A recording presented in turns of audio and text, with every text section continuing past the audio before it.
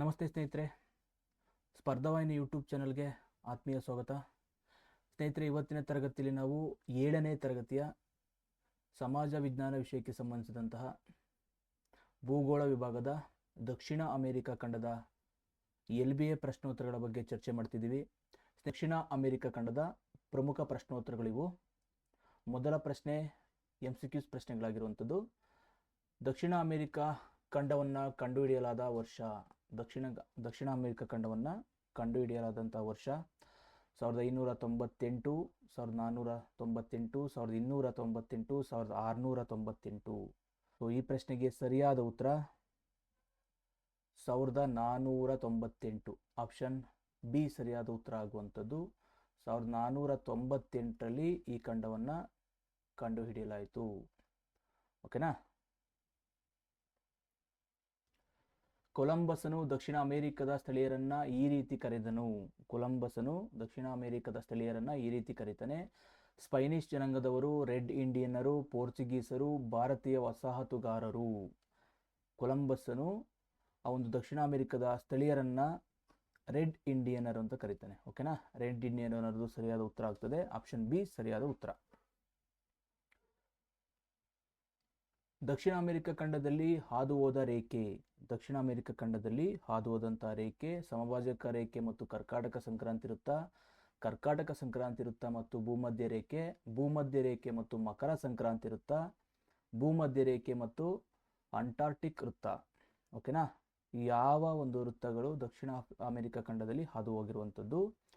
So ಈ ಪ್ರಶ್ನೆಗೆ ಸರಿಯಾದ ಉತ್ತರ ಆಪ್ಷನ್ ಸಿ, ಭೂಮಧ್ಯ ರೇಖೆ ಮತ್ತು ಮಕರ ಸಂಕ್ರಾಂತಿ ವೃತ್ತಗಳು ಈ ಒಂದು ಖಂಡದ ಮೇಲೆ ಹಾದು ಹೋಗಿರುವಂಥದ್ದು. ಭೂಮಿಯ ಪಶ್ಚಿಮ ಗೋಳಾರ್ಧದಲ್ಲಿ ನೆಲೆಗೊಂಡಂತಹ ಖಂಡ. ಭೂಮಿಯ ಪಶ್ಚಿಮ ಗೋಳಾರ್ಧದಲ್ಲಿ ನೆಲೆಗೊಂಡಂತಹ ಖಂಡ ಏಷ್ಯಾ, ಆಫ್ರಿಕಾ, ಉತ್ತರ ಅಮೆರಿಕ, ದಕ್ಷಿಣ ಅಮೆರಿಕ.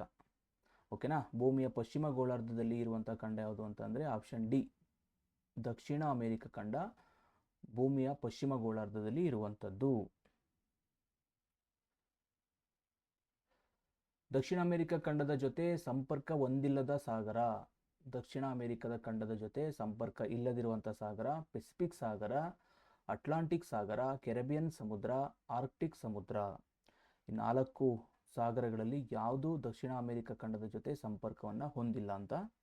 ಸೊ ಈ ಪ್ರಶ್ನೆಗೆ ಸರಿಯಾದ ಉತ್ತರ ಆಪ್ಷನ್ ಡಿ, ಆರ್ಕ್ಟಿಕ್ ಸಮುದ್ರ ಅನ್ನೋದು ಈ ಒಂದು ದಕ್ಷಿಣ ಅಮೆರಿಕ ಖಂಡದ ಜೊತೆ ಸಂಪರ್ಕವನ್ನು ಹೊಂದಿಲ್ಲ. ದಕ್ಷಿಣ ಅಮೆರಿಕ ಖಂಡದ ಅತಿ ದೊಡ್ಡ ರಾಷ್ಟ್ರ. ದಕ್ಷಿಣ ಅಮೆರಿಕ ಖಂಡದ ಅತಿ ದೊಡ್ಡ ರಾಷ್ಟ್ರ French Guiana, Brazil, Argentina, Chile. ಈ 4 ದೇಶಗಳಲ್ಲಿ ದಕ್ಷಿಣ ಅಮೆರಿಕ ಖಂಡದ ಅತಿ ದೊಡ್ಡ ರಾಷ್ಟ್ರ ಯಾವುದು ಅಂತಂದರೆ ಆಪ್ಷನ್ ಬಿ, ಬ್ರೆಜಿಲ್ ದೇಶವು ಈ ಖಂಡದಲ್ಲಿ ಅತ್ಯಂತ ದೊಡ್ಡ ದೇಶ ಆಗಿರುವಂಥದ್ದು. ದಕ್ಷಿಣ ಅಮೆರಿಕ ಖಂಡದ ಈ ದೇಶಗಳು ಕರಾವಳಿ ತೀರವನ್ನು ಹೊಂದಿಲ್ಲ. ದಕ್ಷಿಣ ಅಮೆರಿಕ ಖಂಡದ ಈ ದೇಶಗಳು ಕರಾವಳಿ ತೀರವನ್ನು ಹೊಂದಿಲ್ಲ. ಪೆರುಗ್ವೆ ಮತ್ತು ಉರುಗ್ವೆ, ಅರ್ಜೆಂಟೈನಾ ಮತ್ತು ಬೊಲಿವಿಯಾ, ಬೊಲಿವಿಯಾ ಮತ್ತು ಪೆರುಗ್ವೆ, ಇಕ್ವೆಡಾರ್ ಮತ್ತು ಪೆರುಗ್ವೆ. ಈ 4 ಆಯ್ಕೆಗಳಲ್ಲಿ ಯಾವ ದೇಶ ಕರಾವಳಿ ತೀರವನ್ನು ಹೊಂದಿಲ್ಲ ಅಂತ. ಸೊ ಇದಕ್ಕೆ ಸರಿಯಾದ ಉತ್ತರ ಆಪ್ಷನ್ ಸಿ, ಬೊಲಿವಿಯಾ ಮತ್ತು ಪೆರುಗ್ವೆ ದೇಶಗಳು ಸಮುದ್ರ ತೀರವನ್ನು ಅಥವಾ ಕರಾವಳಿ ತೀರವನ್ನು ಹೊಂದಿಲ್ಲದ ದೇಶಗಳು. ಸ್ನೇಹಿತರೆ, ಇವೆಲ್ಲವೂ ಕೂಡ ತುಂಬ ಇಂಪಾರ್ಟೆಂಟ್ ಆದ ಪ್ರಶ್ನೆಗಳು. ಓಕೆನಾ. ನಿಮ್ಮ GPS ಟೈರ್ ಮತ್ತು PS ಟೈರ್ ಆಗಿರ್ಬೋದು, HS ಟೈರ್ ಆಗಿರ್ಬೋದು, ಈ ಒಂದು ಪಾಠಗಳಿಂದ ಖಂಡಿತವಾಗಿ ನಿಮಗೆ ಪ್ರಶ್ನೆಗಳನ್ನು ತೆಗಿತಾರೆ. ಸೊ ಹಾಗಾಗಿ ಯಾವುದನ್ನು ಕೂಡ ನೆಗ್ಲೆಕ್ಟ್ ಮಾಡ್ದೇ ವಿಡಿಯೋನ ಕೊನೆ ತನಕ ನೋಡಿ. ಸಾಧ್ಯವಾದರೆ ಒಂದು 2ರಿಂದ 3 ಸಲ ನೀವು ಪುಸ್ತಕವನ್ನು ಓದಿ ತದನಂತರ ಈ ಒಂದು ವಿಡಿಯೋ ಸರಣಿಗಳನ್ನು ನೋಡೋದ್ರಿಂದ ನಿಮಗೆ ಅತ್ಯಂತ ಉಪಯುಕ್ತ ಆಗ್ತದೆ. ಓಕೆನಾ. ಮುಂದಿನ ಪ್ರಶ್ನೆಗೆ ಹೋಗೋಣ. ಪ್ರಪಂಚದ ಅತ್ಯಂತ ಉದ್ದವಾದ ಪರ್ವತ ಸರಣಿ. ಇಡೀ ಪ್ರಪಂಚದ ಅತ್ಯಂತ ಉದ್ದವಾದ ಪರ್ವತ ಸರಣಿ ಯಾವುದು ಅಂತಂದರೆ ರಾಕಿ ಪರ್ವತಗಳು, ಹಿಮಾಲಯ ಪರ್ವತಗಳು, ಅಪಲೇಫಿಯನ್ ಪರ್ವತಗಳು, ಆಂಡೀಸ್ ಪರ್ವತಗಳು. ಸೊ ಈ 4 ಆಯ್ಕೆಗಳಲ್ಲಿ ಅತ್ಯಂತ ಉದ್ದವಾದ ಪರ್ವತ ಸರಣಿ ಇಡೀ ಪ್ರಪಂಚದಲ್ಲಿ ಯಾವುದು ಅಂತಂದರೆ ಸೊ ಆ ಪ್ರಶ್ನೆಗೆ ಸರಿಯಾದ ಉತ್ತರ ಆಪ್ಷನ್ ಡಿ ಆಂಡೀಸ್ ಪರ್ವತಗಳು ಇಡೀ ಪ್ರಪಂಚದಲ್ಲೇ ಅತ್ಯಂತ ಉದ್ದವಾದ ಪರ್ವತ ಸರಣಿಗಳು ಆಗಿರುವಂಥದ್ದು. ಆಂಡೀಸ್ ಪರ್ವತ ಭಾಗಗಳಲ್ಲಿ ಅತ್ಯಂತ ಎತ್ತರವಾದ ಶಿಖರ, ಆಂಡೀಸ್ ಪರ್ವತ ಒಂದು ಭಾಗಗಳಲ್ಲಿ ಅಥವಾ ಸರಣಿಗಳಲ್ಲಿ ಅತ್ಯಂತ ಎತ್ತರವಾದ ಶಿಖರ ಯಾವುದು ಅಂತಂದರೆ Mount Rocky, Mount Aconcagua, Mount Elbrus, Mount Kilimanjaro. ಈ 4 ಆಯ್ಕೆಗಳಿದೆ.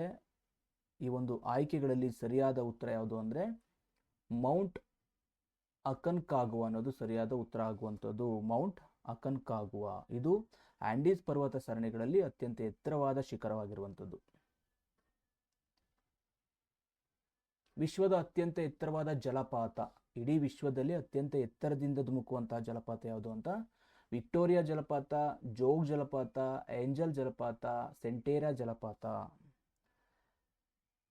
ವಿಕ್ಟೋರಿಯಾ ಜಲಪಾತ, ಜೋಗ್ ಜಲಪಾತ, ಏಂಜಲ್ ಜಲಪಾತ, ಸೆಂಟೇರಾ ಜಲಪಾತ.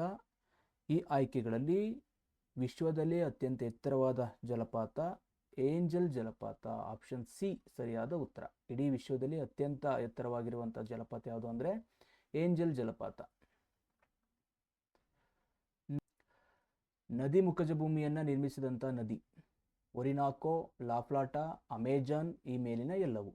ನದಿ ಮುಖಜ ಭೂಮಿಯನ್ನು ನಿರ್ಮಿಸಿದಂಥ ನದಿಗಳು ಯಾವುದು ಅಂತಂದರೆ ಈ ಆಯ್ಕೆಗಳಲ್ಲಿ 3 ಆಯ್ಕೆಗಳು ಕೂಡ ಸರಿಯಾದ ಉತ್ತರ ಆಗ್ತದೆ. ಹಾಗಾದರೆ ಈ ಮೇಲಿನ ಎಲ್ಲವೂ ಅನ್ನೋದು ಸರಿಯಾದ ಉತ್ತರ. ಆಪ್ಷನ್ ಡಿ ಸರಿಯಾದ ಉತ್ತರ. ಪ್ರಪಂಚದ ಅತಿ ದೊಡ್ಡ ನದಿ, ಇಡೀ ವಿಶ್ವದಲ್ಲಿ ಅತಿ ದೊಡ್ಡ ನದಿ ಯಾವುದು ಅಂತಂದರೆ ಪರಾನಾ, ಪರಾಗ್ವೆ, ಅಮೆಜಾನ್, ನೈಲ್. ಓಕೆನಾ. ಇಡೀ ಪ್ರಪಂಚದ ಅತಿ ದೊಡ್ಡ ನದಿ, ಪ್ರಪಂಚದ ಅತಿ ದೊಡ್ಡ ನದಿ ಆಪ್ಷನ್ ಸಿ ಅಮೆಜಾನ್ ನದಿ ಇಡೀ ಪ್ರಪಂಚದಲ್ಲಿ ಅತ್ಯಂತ ದೊಡ್ಡದಾದ ನದಿಯಾಗಿರುವಂಥದ್ದು. ಓಕೆನಾ. ಪ್ರಪಂಚದಲ್ಲಿಯೇ ಎತ್ತರದಲ್ಲಿರುವಂತಹ ಸರೋವರ, ಇಡೀ ಪ್ರಪಂಚದಲ್ಲಿಯೇ ಎತ್ತರದಲ್ಲಿರುವಂತಹ ಸರೋವರ ವಿಕ್ಟೋರಿಯಾ ಸರೋವರ, ಟಿಟಿಕಾಕಾ ಸರೋವರ, ಐರಿ ಸರೋವರ, ಕಾಮ್ಚಟ್ಕಾ ಸರೋವರ. ಸೊ ಈ ಪ್ರಶ್ನೆಗೆ ಸರಿಯಾದ ಉತ್ತರ ಇಡೀ ಪ್ರಪಂಚದಲ್ಲಿ ಎತ್ತರವಾಗಿರುವಂತಹ ಸರೋವರ ಟಿಟಿಕಾಕಾ ಸರೋವರ. ಓಕೆನಾ. ವೆರಿ ಇಂಪಾರ್ಟೆಂಟ್ ಇದು ಟಿಟಿಕಾಕಾ ಸರೋವರ.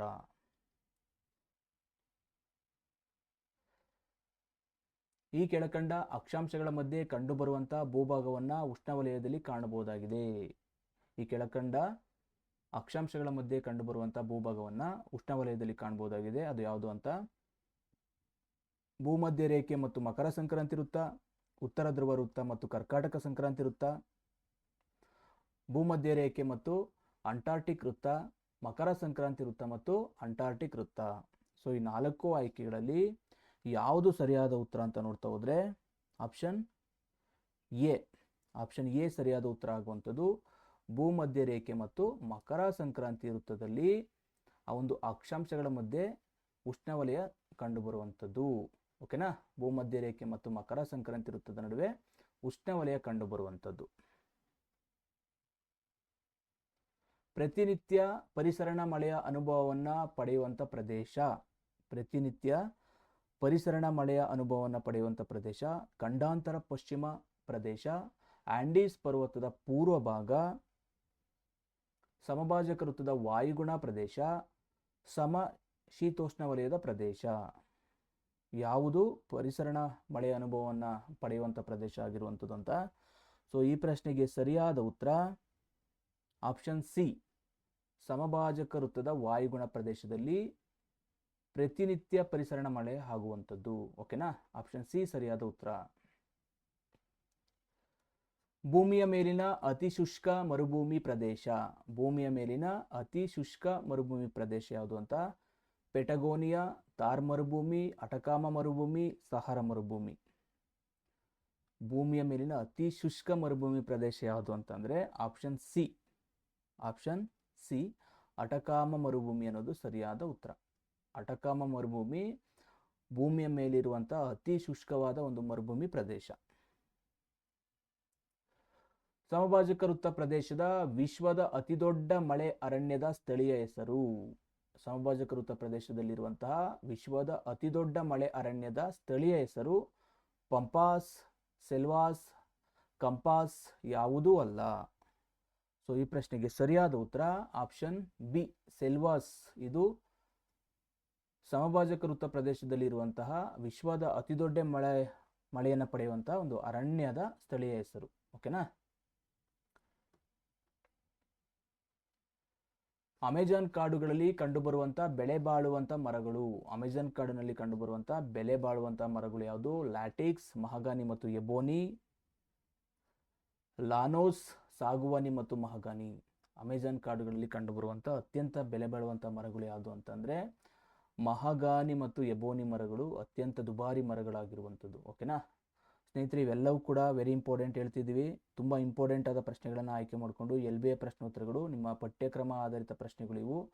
ಸೊ ವಿಡಿಯೋನ ಕೊನೆ ತನಕ ನೋಡಿ. PDF ಅನ್ನು ನಮ್ಮ ಟೆಲಿಗ್ರಾಮ್ ಚಾನಲಲ್ಲಿ ಹಾಕ್ತಾ ಹೋಗ್ತೀವಿ. ಅದನ್ನು ಪಡ್ಕೊಂಡು ನೀವು ನಿಮ್ಮ ಒಂದು ತಯಾರಿಯನ್ನು ಉತ್ತಮ ರೀತಿಯಲ್ಲಿ ಮಾಡ್ತಾ ಹೋಗಿ. ಆದಷ್ಟು ಬೇಗ ನೋಟಿಫಿಕೇಶನ್ ಆಗುವಂಥ ಎಲ್ಲ ಲಕ್ಷಣಗಳಿರೋದ್ರಿಂದ ಇನ್ನೂ ಕೂಡ ತಡ ಮಾಡದೇ ನಿಮ್ಮ ಒಂದು ಸಿಲೆಬಸ್ಸನ್ನು ಮುಗಿಸುವಂಥ ಪ್ರಯತ್ನವನ್ನು ಮಾಡಿ. ಆಗ್ಬೋದಾ? ಒರಿನೋಕೋ ನದಿ ಬಯಲಿನಲ್ಲಿ ಕಂಡುಬರುವ ಹುಲ್ಲುಗಾವಲುಗಳನ್ನು ಈ ರೀತಿಯಾಗಿ ಕರೆಯಲಾಗುತ್ತದೆ. ಒರಿನೋಕೋ ನದಿ ಬಯಲಿನಲ್ಲಿ ಕಂಡುಬರುವಂಥ ಹುಲ್ಲುಗಾವಲು ಯಾವುದು ಅಂತಂದರೆ ಕಾಂಪಾಸ್, ಲಾನೋಸ್, ಪಂಪಾಸ್ ಯಾವುದೂ ಅಲ್ಲ. ಒರಿನೋಕೋ ಒಂದು ನದಿ ಬಯಲಿನಲ್ಲಿ ಕಂಡುಬರುವಂತಹ ಹುಲ್ಲುಗಾವಲು ಲಾನೋಸ್ ರೀತಿಯ ಹುಲ್ಲುಗಾವಲು ಕಂಡುಬರುವಂಥದ್ದು. ಆಪ್ಷನ್ ಬಿ ಸರಿಯಾದ ಉತ್ತರ. ಅರ್ಜೆಂಟೈನಾ ಮತ್ತು ಉರುಗ್ವೆ ಪ್ರದೇಶದಲ್ಲಿ ಕಂಡುಬರುವ ಸಮಶೀತೋಷ್ಣ ವಲಯದ ಹುಲ್ಲುಗಾವಲು ಕಂಪಾಸ್, ಲೋನಾಸ್, ಪಂಪಾಸ್, ಸಿಲ್ವಾಸ್. ಈ 4 ಆಯ್ಕೆಗಳಲ್ಲಿ ಯಾವುದು ಸರಿಯಾದ ಉತ್ತರ ಅಂತ ನೋಡ್ತಾ ಹೋದರೆ ಆಪ್ಷನ್ ಸಿ ಪಂಪಾಸ್ ಹುಲ್ಲುಗಾವಲು ಕಂಡುಬರುವಂಥದ್ದು. ಓಕೆನಾ. ಅರ್ಜೆಂಟೈನಾ ಮತ್ತು ಉರುಗ್ವೆ ಪ್ರದೇಶದಲ್ಲಿ. ಪಕ್ಷಿಗಳ ಖಂಡ: ಉತ್ತರ ಅಮೆರಿಕ ಖಂಡ, ದಕ್ಷಿಣ ಅಮೆರಿಕ ಖಂಡ, ಏಷ್ಯಾ ಖಂಡ, ಆಫ್ರಿಕಾ ಖಂಡ. ಪಕ್ಷಿಗಳ ಖಂಡ ಅಂತ ಯಾವ ಖಂಡವನ್ನು ಕರಿತೀವಿ ಅಂತ. ಸೊ ಇದಕ್ಕೆ ಸರಿಯಾದ ಉತ್ತರ ದಕ್ಷಿಣ ಅಮೆರಿಕ ಖಂಡವನ್ನು ಪಕ್ಷಿಗಳ ಖಂಡ ಅಂತ ಕರೆಯುವಂಥದ್ದು. ದಕ್ಷಿಣ ಅಮೆರಿಕ ಖಂಡದಲ್ಲಿ ಬೃಹದಾಕಾರದ ಆಮೆಗಳಿಗೆ ಪ್ರಖ್ಯಾತಿಯಾದಂತಹ ದ್ವೀಪ, ದೊಡ್ಡ ಒಂದು ಆಮೆಗಳಿಗೆ ಪ್ರಖ್ಯಾತಿಯನ್ನು ಪಡೆದಿರುವಂತಹ ದ್ವೀಪ ಯಾವುದು ಅಂದರೆ ಅಮೆಜಾನ್ ದ್ವೀಪಗಳು, ಗಾಲ್ಫಾಗೋಸ್ ದ್ವೀಪಗಳು, ಫಿನಿಶ್ ದ್ವೀಪಗಳು, ಕೆರಬಿಯನ್ ದ್ವೀಪಗಳು. ಯಾವುದು ಬೃಹತ್ ಆಮೆಗಳಿಗೆ ಪ್ರಖ್ಯಾತಿಯನ್ನು ಪಡೆದಿರುವಂಥ ದ್ವೀಪ ಅಂದರೆ ಸೊ ಆಪ್ಷನ್ ಬಿ ಗಾಲ್ಫಾಗೋಸ್ ದ್ವೀಪಗಳಲ್ಲಿ ಅತ್ಯಂತ ದೊಡ್ಡ ಗಾತ್ರದ ಆಮೆಗಳನ್ನು ನಾವು ಕಾಣ್ಬೋದು. ದಕ್ಷಿಣ ಅಮೆರಿಕದ ದೇಶೀಯ ಬೆಳೆ: ದಕ್ಷಿಣ ಅಮೆರಿಕದಲ್ಲಿ ಬೆಳೆಯುವಂಥ ದೇಶೀಯ ಬೆಳೆ ಮೆಕ್ಕೆಜೋಳ, ಗೋಧಿ, ಭತ್ತ, ಕಾಫಿ. ಮೆಕ್ಕೆಜೋಳ, ಗೋಧಿ, ಭತ್ತ, ಕಾಫಿ. ಆಪ್ಷನ್ ಎ ಸರಿಯಾದ ಉತ್ತರ ಆಗುವಂಥದ್ದು ಮೆಕ್ಕೆಜೋಳ. ದಕ್ಷಿಣ ಅಮೆರಿಕದ ದೇಶೀಯ ಬೆಳೆ. ಪ್ರಪಂಚದ ಕಾಫಿಯ ಪಾತ್ರೆ ಅಂತ ಯಾವುದನ್ನು ಕರಿತೀವಿ ಅಂತ. Argentina, Brazil, Bolivia, Uruguay. Argentina, Brazil, Bolivia, Uruguay. ಪ್ರಪಂಚದ ಕಾಫಿಯ ಪಾತ್ರೆ. ಬ್ರೆಜಿಲನ್ನು ಪ್ರಪಂಚದ ಕಾಫಿಯ ಪಾತ್ರೆ ಅಂತ ಕರೆಯುವಂಥದ್ದು. ದಕ್ಷಿಣ ಅಮೆರಿಕ ಖಂಡದ ಮೀನುಗಾರಿಕಾ ಕೇಂದ್ರಗಳಾಗಿರುವಂತಹ ದೇಶಗಳು. ದಕ್ಷಿಣ ಅಮೆರಿಕ ಖಂಡದಲ್ಲಿ ಮೀನುಗಾರಿಕೆಗೆ ಪ್ರಖ್ಯಾತಿಯಾಗಿರುವಂತಹ ದೇಶಗಳು ಯಾವುದು ಅಂತಂದರೆ ಪೆರು ಮತ್ತು ಚಿಲಿ, ಬ್ರೆಜಿಲ್ ಮತ್ತು ಪೆರು, ಬೊಲಿವಿಯಾ ಮತ್ತು ಬ್ರೆಜಿಲ್, ಇಕ್ವೆಡಾರ್ ಮತ್ತು ಬ್ರೆಜಿಲ್. ಯಾವ ಒಂದು ದೇಶಗಳು ದಕ್ಷಿಣ ಅಮೆರಿಕ ಖಂಡದಲ್ಲಿ ಮೀನುಗಾರಿಕೆಗೆ ಹೆಸರುವಾಸಿಯಾಗಿರುವಂಥದ್ದು. ಸೊ ಇದಕ್ಕೆ ಸರಿಯಾದ ಉತ್ತರ ಪೆರು ಮತ್ತು ಚಿಲಿ ದೇಶಗಳು ಮೀನುಗಾರಿಕೆಯಲ್ಲಿ ಮುಂಚೂಣಿಯಲ್ಲಿರುವಂತಹ ದೇಶಗಳು. ಟೊಳ್ಳು ಭೂಮಿ ಅಂತ ಯಾವುದನ್ನು ಕರಿತೀವಿ ಅಂತ. ಆಫ್ರಿಕಾ ಖಂಡ, ಉತ್ತರ ಅಮೆರಿಕ ಖಂಡ, ದಕ್ಷಿಣ ಅಮೆರಿಕ ಖಂಡ, ಯುರೋಪ್ ಖಂಡ. ಟೊಳ್ಳು ಭೂಮಿ ಅಂತ ಯಾವ ಖಂಡವನ್ನು ಕರಿತೀವಿ ಅಂತ. ಸೊ ಈ ಪ್ರಶ್ನೆಗೆ ಸರಿಯಾದ ಉತ್ತರ ದಕ್ಷಿಣ ಅಮೆರಿಕ ಖಂಡವನ್ನು ಟೊಳ್ಳು ಭೂಮಿ ಅಂತ ಕರೆಯುವಂಥದ್ದು. ಸ್ನೇಹಿತರೆ, ಇಷ್ಟು MCQs ಪ್ರಶ್ನೆಗಳು. ಅದು ಸುಮಾರು 26 ಪ್ರಶ್ನೆಗಳು. ಮುಂದುವರೆದು ಖಾಲಿ ಬಿಟ್ಟ ಸ್ಥಳಗಳನ್ನು ಭರ್ತಿ ಮಾಡಿ. ಓಕೆನಾ. ಬಿಟ್ಟ ಸ್ಥಳವನ್ನು ಭರ್ತಿ ಮಾಡುವಂಥ ಪ್ರಶ್ನೆಗಳಿವು. ದಕ್ಷಿಣ ಅಮೆರಿಕ ಖಂಡದ ಸ್ಥಳೀಯರನ್ನು ಡ್ಯಾಶ್ ಎಂದು ಕರೆಯಲಾಗುತ್ತದೆ. ದಕ್ಷಿಣ ಅಮೆರಿಕದ ಖಂಡದ ಸ್ಥಳೀಯರನ್ನು ರೆಡ್ ಇಂಡಿಯನ್ಸ್ ಅಂತ ಕರಿತೀವಿ. ಓಕೆನಾ. ರೆಡ್ ಇಂಡಿಯನ್ಸ್ ಅಂತ ಆ ಒಂದು ಖಂಡದ ಸ್ಥಳೀಯರನ್ನು ಕರೆಯುವಂಥದ್ದು. ದಕ್ಷಿಣ ಅಮೆರಿಕದಲ್ಲಿ ಕಂಡುಬರುವಂಥ ಹುಲ್ಲುಗಾವಲು ವೆರಿ ಇಂಪಾರ್ಟೆಂಟ್ ಪಂಪಾಸ್ ಹುಲ್ಲುಗಾವಲು. ದಕ್ಷಿಣ ಅಮೆರಿಕ ಖಂಡದಲ್ಲಿ ಕಂಡುಬರುವಂಥ ಹುಲ್ಲುಗಾವಲು ಪಂಪಾಸ್ ಹುಲ್ಲುಗಾವಲು. ಪ್ರಪಂಚದಲ್ಲೇ ಅತ್ಯಧಿಕ ಕಾಫಿಯನ್ನು ಉತ್ಪಾದಿಸುವಂಥ ಖಂಡ. ಓಕೆನಾ. ಇಡೀ ಪ್ರಪಂಚದಲ್ಲಿ ಕಾಫಿ ಉತ್ಪಾದನೆಯಲ್ಲಿ ಮೊದಲ ಸ್ಥಾನದಲ್ಲಿರುವಂಥ ಖಂಡ ದಕ್ಷಿಣ ಅಮೆರಿಕ ಖಂಡ. ಉತ್ತರ ಅಮೆರಿಕ ಮತ್ತು ದಕ್ಷಿಣ ಅಮೆರಿಕಗಳನ್ನು ಪ್ರತ್ಯೇಕಿಸುವಂತಹ ಕಾಲುವೆ ಯಾವುದು? ಓಕೆನಾ. ಉತ್ತರ ಅಮೆರಿಕ ಮತ್ತು ದಕ್ಷಿಣ ಅಮೆರಿಕವನ್ನು ಪ್ರತ್ಯೇಕೀಕರಣ ಮಾಡುವಂಥ ಕಾಲುವೆ ಪನಾಮ ಕಾಲುವೆ. ಪನಾಮ ಕಾಲುವೆ ಅನ್ನೋದು ಸರಿಯಾದ ಉತ್ತರ. ತುಂಬ ಕನ್ಫ್ಯೂಸ್ ಆಗುವಂಥ ಪ್ರಶ್ನೆಗಳಿವು. ಓಕೆನಾ. ಉತ್ತರ ಅಮೇರಿಕ ಮತ್ತು ದಕ್ಷಿಣ ಅಮೇರಿಕವನ್ನು ಪ್ರತ್ಯೇಕಗೊಳಿಸುವಂಥ ಕಾಲುವೆ ಪನಾಮ ಕಾಲುವೆ. ಅರ್ಜೆಂಟೈನಾ ಮತ್ತು ಬ್ರೆಜಿಲ್ ಡ್ಯಾಶ್ ಆಟಕ್ಕೆ ಪ್ರಖ್ಯಾತವಾಗಿವೆ. ಅರ್ಜೆಂಟೈನಾ ದೇಶ ಮತ್ತು ಬ್ರೆಜಿಲ್ ದೇಶಗಳು ಯಾವ ಆಟಕ್ಕೆ ಪ್ರಖ್ಯಾತಿಯನ್ನು ಪಡೆದಿವೆ ಅಂತ. ಸೊ ಇಲ್ಲಿ ಈ ದೇಶಗಳಲ್ಲಿ ಫುಟ್ಬಾಲ್ ತುಂಬ ಪ್ರಮುಖವಾದ ಆಟ ಆಗಿರುವಂಥದ್ದು. ಓಕೆನಾ. ವಿಶ್ವಕಪ್ ಅಂತ ಬಂದಾಗ, ಫುಟ್ಬಾಲ್ ವಿಶ್ವಕಪ್ ಅಂತ ಬಂದಾಗ ಅರ್ಜೆಂಟೈನಾ ಮತ್ತು ಬ್ರೆಜಿಲ್ ತನ್ನದೇ ಆದ ಒಂದು ಇತಿಹಾಸವನ್ನು ಅಥವಾ ತನ್ನದೇ ಆದಂಥ ಒಂದು ಛಾಪನ್ನು ಮೂಡಿಸಿರುವಂಥದ್ದು. ಓಕೆನಾ. ಇನ್ನು ಹೊಂದಿಸಿ ಬರೆಯಿರಿ. ಸರಿಯಾದ ಉತ್ತರಗಳನ್ನು ಕೊಟ್ಟಿದ್ದೀವಿ. Venezuela Llanos, Brazil Campos, Argentina Pampas, ಸಮಭಾಜಕ ವೃತ್ತ ಸೆಲ್ವಾಸ್. ಓಕೆನಾ. Venezuela Llanos, Brazil Campos, Argentina Pampas, ಸಮಭಾಜಕ ವೃತ್ತ ಸೆಲ್ವಾಸ್. ಇನ್ನು ಒಂದು ವಾಕ್ಯದ ಪ್ರಶ್ನೆಗಳಿವು. ದಕ್ಷಿಣ ಅಮೆರಿಕ ಖಂಡದ ಅತಿ ಚಿಕ್ಕ ರಾಷ್ಟ್ರ ಯಾವುದು? ದಕ್ಷಿಣ ಅಮೆರಿಕ ಖಂಡದಲ್ಲಿ ಕಂಡುಬರುವಂಥ ಅತಿ ಚಿಕ್ಕ ರಾಷ್ಟ್ರ ಫ್ರೆಂಚ್ ಗಯಾನ. ಫ್ರೆಂಚ್ ಗಯಾನ ಎಂಬ ರಾಷ್ಟ್ರ ಅತಿ ಚಿಕ್ಕ ರಾಷ್ಟ್ರ ಆಗಿರುವಂಥದ್ದು. ದಕ್ಷಿಣ ಅಮೆರಿಕದ ನೀಳವಾದ ರಾಷ್ಟ್ರ ಯಾವುದು? ದಕ್ಷಿಣ ಅಮೆರಿಕದ ನೀಳವಾದ ರಾಷ್ಟ್ರ ಚಿಲಿ ದೇಶ. ಓಕೆನಾ. ಚಿಲಿ ದೇಶ ಸರಿಯಾದ ಉತ್ತರ. ಗಗನಚುಕ್ಕಿ ಕಟ್ಟಡಗಳ ಶಹರ ಎಂದು ಯಾವ ನಗರವನ್ನು ಕರೆಯುತ್ತಾರೆ? ಗಗನಚುಂಬಿ ಕಟ್ಟಡಗಳ ಶಹರ ಎಂದು ಯಾವ ನಗರವನ್ನು ಕರೆಯುತ್ತಾರೆ? Sao Paulo, city of skyscraper. ಓಕೆನಾ. ಆ ಒಂದು ನಗರವನ್ನು ಗಗನಚುಂಬಿ ಕಟ್ಟಡಗಳ ಶಹರ ಅಂತ ಕರಿತೀವಿ, ಸಾಹೋ ಪೌಲೋ. ಓಕೆನಾ. ಮೌಂಟ್ ಅಕನ್ಕಾಗುವ ಶಿಖರ ಎಷ್ಟು ಮೀಟರ್ ಎತ್ತರವನ್ನು ಹೊಂದಿದೆ?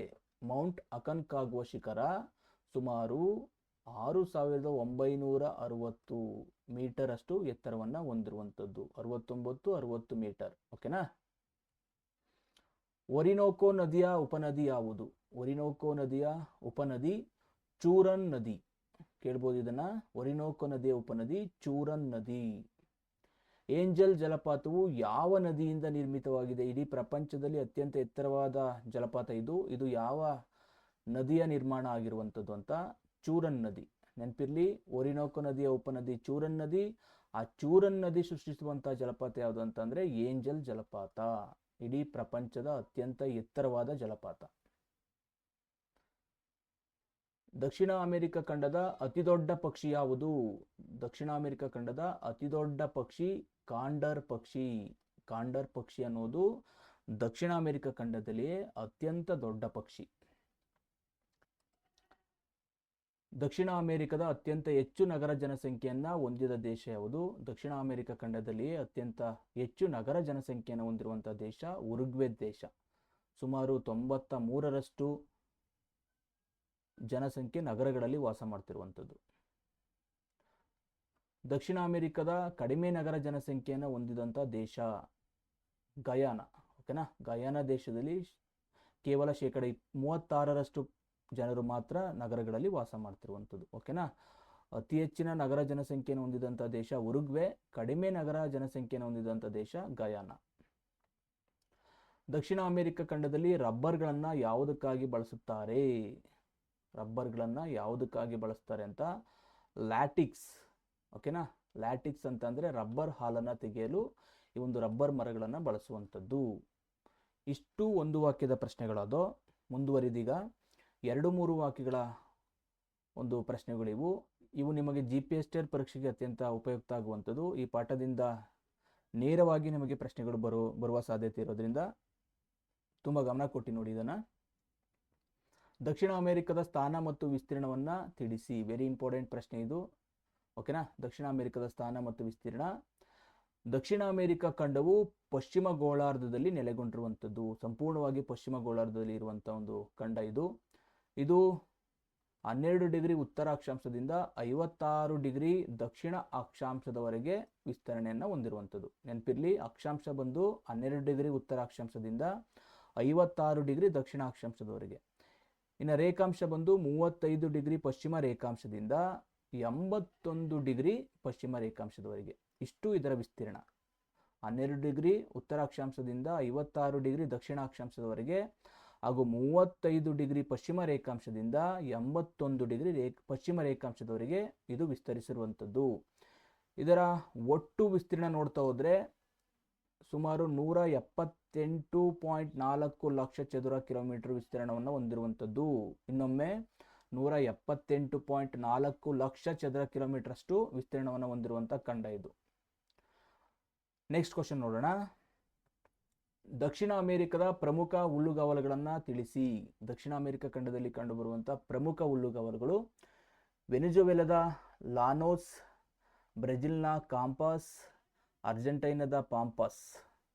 ಇವು ಪ್ರಮುಖವಾಗಿ ಕಂಡುಬರುವಂಥ ಹುಲ್ಲುಗಾವಲು ಪ್ರದೇಶಗಳು ಅಥವಾ ಹುಲ್ಲುಗಾವಲು. ಓಕೆನಾ? ವೆನಿಜುವೆಲಾದ llanos, ಬ್ರೆಜಿಲ್ನ compass, ಅರ್ಜೆಂಟೈನಾದ ಪಾಂಪಾಸ್.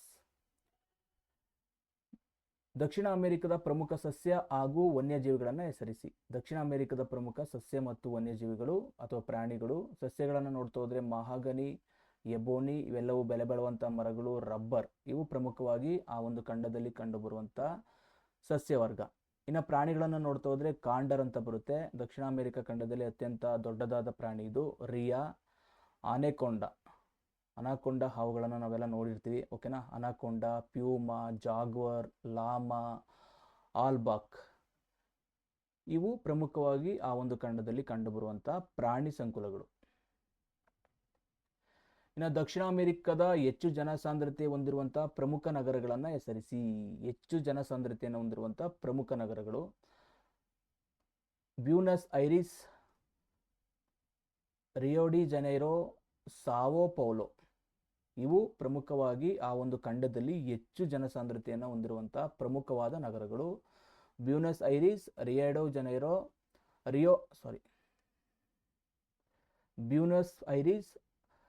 D Janeiro, Sao Paulo. ಓಕೆನಾ? ದಕ್ಷಿಣ ಅಮೆರಿಕ ಖಂಡದ ಸ್ಥಳೀಯರನ್ನ ರೆಡ್ ಇಂಡಿಯನ್ಸ್ ಎಂದು ಯಾಕೆ ಕರೆಯುತ್ತಾರೆ? ದಕ್ಷಿಣ ಅಮೆರಿಕ ಖಂಡದ ಸ್ಥಳೀಯರನ್ನ ರೆಡ್ ಇಂಡಿಯನ್ಸ್ ಅಂತ ಕರಿತೀವಿ. ಅದಕ್ಕೆ ಕಾರಣ ಏನು ಅಂತ 1498ರಲ್ಲಿ ಕ್ರಿಸ್ಟೋಫರ್ ಕೊಲಂಬಸ್ ಎಂಬುವಂಥ ಒಬ್ಬ ವ್ಯಕ್ತಿ ಈ ಒಂದು ಖಂಡವನ್ನು ತಲುಪಿ ಅದನ್ನು ಭಾರತ ಅಂತ ತಪ್ಪಾಗಿ ಭಾವಿಸ್ತಾನೆ. ಸೊ ಆದ್ದರಿಂದ ಅಲ್ಲಿಯ ಸ್ಥಳೀಯರನ್ನು ಅವನು ರೆಡ್ ಇಂಡಿಯನ್ಸ್ ಅಂತ ಕರೀತಾನೆ.